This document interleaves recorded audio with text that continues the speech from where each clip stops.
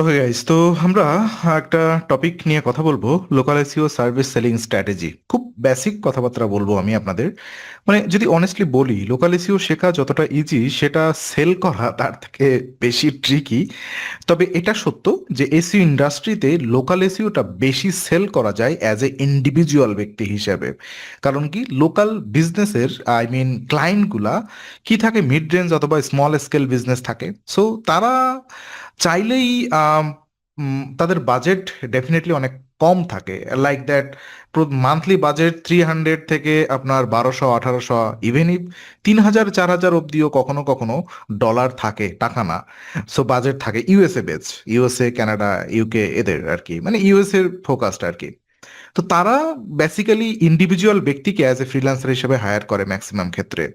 আর অন্যান্য এন্টারপ্রাইজ লেভেলের business, large scale, তারা তো ডেফিনেটলি ইনহাউস টিম হায়ার করে, অথবা নিজেরাই ভার্চুয়াল একটা টিম ম্যানেজ করে, ডেডিকেটেড টিম ম্যানেজ করে তাদেরকে দিয়ে কাজ করায়। এটা এটা এই জন্য আমি বলছি যে লোকাল এসইওতে কাজ পাওয়ার সুবিধা অ্যাজ এ ফ্রিল্যান্সার হিসেবে। ঠিক আছে। তো অনেকেই ব্যাপার হচ্ছে, লোকাল এসইও তো জানেন সবাই মোটামুটি, কিন্তু ক্লায়েন্ট কনভার্ট করতে পারাটা একটা মুশকিলের ব্যাপার। যদিও দুটো আলাদা জিনিস, একটা হচ্ছে লার্নিং, একটা হচ্ছে টাকা কামাই করা। তো প্রথমে একটা রিয়ালিটি আপনাকে বুঝতে হবে। ক্লায়েন্ট কিন্তু এসইও কিনতে আসে না। ক্লায়েন্ট কিনতে আসে কল, লিডস, কাস্টমার। ঠিক আছে, ক্লায়েন্ট আপনার কাছে এসে বলবে না যে আমি এত টাকা দেবো, এসইও করে দাও। এখন আর এসইও করার কোনো ব্যাপার না। ক্লায়েন্টকে আপনাকে লোকাল এসইওতে তাকে লিড কালেক্ট করে কনভার্সন করাতে হবে। সে কল চাইতে পারে, তাই না? সে ওয়েবসাইট ক্লিক চাইতে পারে, প্রোডাক্ট সেল চাইতে পারে, নট প্রোডাক্ট, হ্যাঁ প্রোডাক্টও হতে পারে, ছোটখাটো প্রোডাক্ট। তো সো আপনি যদি এসইও সার্ভিস সেল করেন, আপনাকে কনভার্ট হবে না। আপনাকে রেজাল্ট ড্রিভেন কথাবার্তা বলতে হবে। যদি আপনি বলেন আমি লোকাল এসইও এক্সপার্ট, সো তুমি আমার সার্ভিস নিতে পারো, এরকম কথা বলা যাবে না। আপনাকে আহ, মানে পিন পয়েন্ট কথা বলতে হবে যে, মানে যখন একটা স্ট্র্যাটেজি আমরা ডেভেলপমেন্ট করে দিই, একটা প্ল্যান দেই 3 মাস অথবা 6 মাসের, সেখানে আমাদের কিছু কি পয়েন্ট থাকে যে আমি এই কাজগুলো করব আগামী 3 মাস অথবা 6 মাস আপনার বিজনেস নিয়ে, এবং আমি এইটা অর্জন করে দিব আপনাকে। সো ক্লায়েন্ট কিন্তু এই অর্জনটা দেখে, এবং ক্লায়েন্ট কিন্তু অর্জনটার জন্য আপনাকে পেমেন্ট করে। এবং আপনি 3 মাস দেন অথবা 6 মাস দেন, সে অপেক্ষা করে থাকে যে এই অর্জনটা 6 মাসের ভিতরে অথবা 3 মাসের ভিতরে আপনি মিট আপ করতে পারতেছেন কিনা। That's it. এর ভেতরে যে কি করলেন আপনি, অন পেজ এসইও করলেন, অফ পেজ এসইও করলেন, ভুগি চুগি এত কিছু ক্লায়েন্ট তো বুঝবেই না, কারণ সে তো আর এসইও এক্সপার্ট না। তবুও তাকে একটা আপনি কি করতেছেন কিনা রিপোর্টিং তো একটা করবেনই। তো চলুন আমরা একটা আসল স্ট্র্যাটেজি শুরু করি। ধরেন আমি কয়েকটা স্টেপ ভাগ করে বলি। স্টেপ 1, আপনার অফারটা পজিশনিং করতে হবে। মানে সব থেকে ইম্পর্টেন্ট কি, আপনি কি বলছেন, এটাই গেম চেঞ্জার। মানে I provide local SEO service, মানে এই আমি আপনার বিজনেসে গুগল ম্যাপ থেকে বেশি কল আনতে সাহায্য করি, এটাই আপনাকে বলতে হবে। I provide local SEO service. এটা কোনো কথা না, এটা ক্লায়েন্ট বুঝবেও না। সো কারণ কি, ক্লায়েন্ট এত কিছু জানে না যে এসইও করলে মনে হয় কল আসে কি বৃত্তান্ত। ঠিক আছে, সবাই মোটামুটি এটাই বোঝে যে এসইও করতে হবে, সার্চ ইঞ্জিনের জন্য অপটিমাইজ করতে হবে, দ্যাটস ইট। এটা করলে যে কি হয়, আপনার কি ক্যাপাবিলিটি আছে এসইও করে, আপনি কি ড্রাইভ করতে পারবেন, এটাকে ফোকাস করতে হবে। ঠিক আছে, সেম স্কিল ডিফারেন্ট পজিশনিং, ঠিক আছে, কনভার্সনিং 2x 3x ইনক্রিজ করে দিবেন, এই ধরনের কথাবার্তা বলতে হবে, রাইট? স্টেপ 2, স্পেসিফিক নিশ টার্গেট করতে হবে। সব বিজনেস টার্গেট করলে আপনার ট্রাস্ট বিল্ড করতে পারবেন না।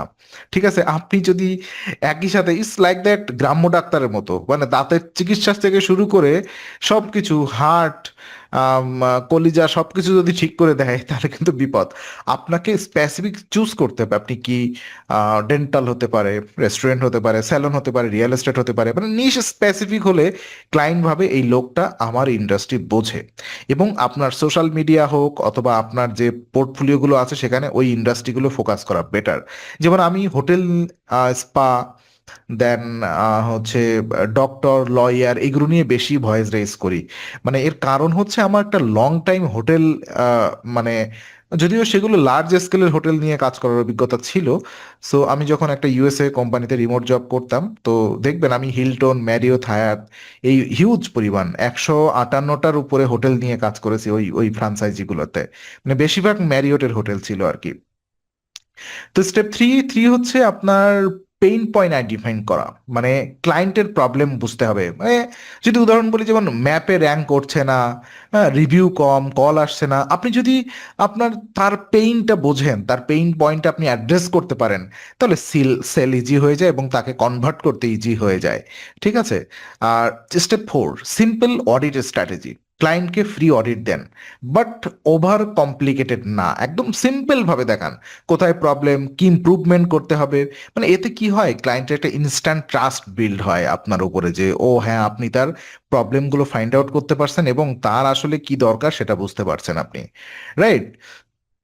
দেন স্টেপ 5, রেজাল্ট বেস প্রপোজাল দিতে হবে। মানে জেনারিক প্রপোজাল দিবেন না, I will do SEO optimise, I will do on page SEO, I will do off page SEO, I will do technical SEO, I will do keyword research. Boring boring কথাবার্তা এসব না। আমি আপনার GBP optimise করে 30 থেকে 60 দিনে call increase করতে কাজ করব। আমি আপনার জিবিপি অপটিমাইজ করে আপনার ওয়েবসাইটে ক্লিক বাড়িয়ে দিব, দ্যাটস ইট। এই ধরনের কথাবার্তা বলতে হবে। আমি অন পেজ এসইও করে আপনার এই কিওয়ার্ড দিয়ে র্যাঙ্কিং করিয়ে দিব, এই ধরনের কথাবার্তা বলতে হবে। ক্লায়েন্ট আসলে আপনার আহ, আপনার যে ক্লায়েন্ট, সে কিন্তু ক্লিয়ার একটা আউটকাম চায়। সো আপনাকে এই যে আপনি কি আউটকাম এনে দিবেন তাকে, সেটাকে মেনশন করতে হবে। তাহলে কিন্তু ক্লায়েন্ট বুঝতে পারবে। ভাই, ক্লায়েন্ট তো টেকনিক্যাল মানুষ হবে না সব সময়। একজন ডাক্তার, একজন লয়ার, একজন সেলন, একজন মনে করেন যাই হোক, যে ক্লায়েন্ট তো আর এসিও বোঝে না, এসিও তো আপনি বোঝেন। এখন আপনি যদি আপনার এসিও ইন্ডাস্ট্রির টেকনিক্যাল ফর্ম দিয়ে ভরে দেন, সাপোজ আপনার মনে করেন কিডনিতে সমস্যা, আপনি ডাক্তার দেখাতে গেলেন, এখন ডাক্তার যদি কিডনি রিলেটেড অনেকজন ভুগি চুগি, এই যে যেমন আপনি স্কিন ডাক্তারের কাছে গেলেন, এখন ডাক্তার যদি আপনাকে স্কিনের লেয়ার সম্পর্কে বুঝায়, কি একটোডাম, এন্ডোডাম, মেসোডাম, এইসব যদি বুঝায় আপনার, আপনার তো মাথা খারাপ হয়ে যাবে না? মানে এই কথাগুলো বললাম, আমাদের ওই যে আমি যখন ইন্টারমিডিয়েট ছিলাম তখন ওই যে স্কিনের 3টা 4টা লেয়ার থাকে যে, সো মানে বেসিক্যালি আমি হয়তো বা জানি এটা, আর তো কেউ জানার কথা না। যদি ডাক্তার এইভাবে ব্যাখ্যা করতে শুরু করে, বোরিং হয়ে যাবেন না? আপনার আলটিমেট বুঝতে হবে। ডাক্তার যদি আপনাকে ক্লিয়ারলি বলে যায় যে আপনার স্কিনে ইনফেকশন হয়েছে অথবা স্কিনে অ্যালার্জেটিক ইস্যু আছে, দ্যাটস ইট, আমি বুঝে গেছি স্কিনে ইনফেকশন, সো ওষুধ দিতে হবে, রাইট? সো আপনাকে ক্লায়েন্টকে এভাবে বোঝাতে হবে, ক্লায়েন্ট নন টেকনিক্যাল গাই। দেন 6 নম্বর স্টেপ, প্রাইসিং স্ট্র্যাটেজি। মানে শুরুতে হাই প্রাইস দিলে ক্লায়েন্ট আসবে না বেসিক্যালি। তো বিগিনার হলে আপনার লো টু মিডিয়াম প্রাইস, আবার বেশি লো করবেন না, বি কেয়ারফুল। বেশি লো করলে কি হয় জানেন, ভ্যালু নষ্ট হয়ে যায়। দেখবেন আমরা যখন বাজারে যাই, কেউ যদি মাল বিক্রি করার উদ্দেশ্যে দাম বেশি কমায়, আমরা মনে করি মালটা পচা অথবা মালটা কোনো প্রবলেম আছেই। ঠিক আছে, আমরা এরকম ধারণা করে নেই। সো আপনি যদি বেশি লো করেন, তাহলে ভেবে নিবে আপনার কাজের কোয়ালিটি ভালো না। সো এটা একটা ব্যাপার, আপনি একদম স্ট্যান্ডার্ড মানেই রাখার চেষ্টা করবেন। আমি আসলে লো প্রাইসিং জিনিসটা সাজেস্ট করি না কাউকে। স্ট্যান্ডার্ড মানে একেবারে বেশি না, হাই না। তবে এটা ডিপেন্ড করে আপনার এক্সপেরিয়েন্সের উপরে। ঠিক আছে, ধরেন আপনার যদি 3 বছরের অভিজ্ঞতা হয়ে যায়, তখন আপনি স্ট্যান্ডার্ড ফলো করতে পারেন। 3 বছরের নিচে থাকলে আপনি একটু মিড রেঞ্জের ইয়া করবেন আর কি। সো এটাই হচ্ছে ব্যাপার। পরে আপনি গ্রাজুয়ালি প্রাইস বাড়াতে থাকেন, এটা কোনো সমস্যা নেই। দেন 7 নম্বর স্টেপ হচ্ছে কমিউনিকেশন স্টাইল। এর মানে হচ্ছে টেকনিক্যাল ল্যাঙ্গুয়েজ অ্যাভয়েড করতে হবে। আমি বারবারই এই কথাটা বলতেছি, ক্লায়েন্টকে মানে ক্লায়েন্ট বোঝে এমন এক্সাম্পল দিতে হবে। ঠিক আছে, আপনি যদি ক্লায়েন্টকে বলেন তারা as a local SEO background যাবে, ন্যাপ কনসিস্টেন্ট ইমপ্রুভ করে দিব, আরে ভাই, হ্যাঁ তো ন্যাপ মানে কি, গুগলে সার্চ দিবে হোয়াট ইজ ন্যাপ। হ্যাঁ, ন্যাপ মানে যদি তার নামে আর নাম, অ্যাড্রেস, ফোন নাম্বার, এটা বাদে যদি অন্যরকম কিছু সে গুগল আবার সাজেস্ট করে, তাকে অন্য ইন্ডাস্ট্রির ন্যাপের ফুল মিনিং সাজেস্ট করে, তাহলে তো বিপদ। ঠিক আছে, আপনার বিজনেস ইনফরমেশন সব জায়গায় সেম রাখবো, যাতে গুগল আপনাকে ট্রাস্ট করে। হ্যাঁ, মানে আপনার একটা গুগলের কাছে ট্রাস্ট বিল্ডিং করার জন্য আপনার যে আপনার বিজনেসের যে নাম, অ্যাড্রেস, ফোন নাম্বার সব জায়গায় আমি ছড়াই ছিটাই দিব, দ্যাটস ইট। এই ধরনের সিম্পল ভাষায় কথা বলবেন। ঠিক আছে, কারণ সিম্পল ল্যাঙ্গুয়েজে বেশি কনভার্সন হয়। স্টেপ 4, প্রুফ শো করতে হবে। মানে ক্লায়েন্ট বিশ্বাস করে প্রুফ দেখে। মানে দেখান আপনার র্যাঙ্কিং স্ক্রিনশট, দেখান কিছু কল ইনক্রিজ। মানে এটা এটা আমি আবার বিশ্বাস করি না। মানে অন্য ক্লায়েন্টে কাজ করেছেন, সেখান থেকে স্ক্রিনশট এনে দিবেন, এটা আবার একটা আমার কাছে খুব বোরিং স্ট্র্যাটেজি ফিল হয়। আপনি কি করবেন, আপনি নিজে একটা পোর্টফোলিও ওয়েবসাইট সবসময় ম্যানেজ করে রাখবেন। কারণ কি ভাই, ক্লায়েন্টের স্ট্র্যাটেজি শেয়ার করতে হয় না।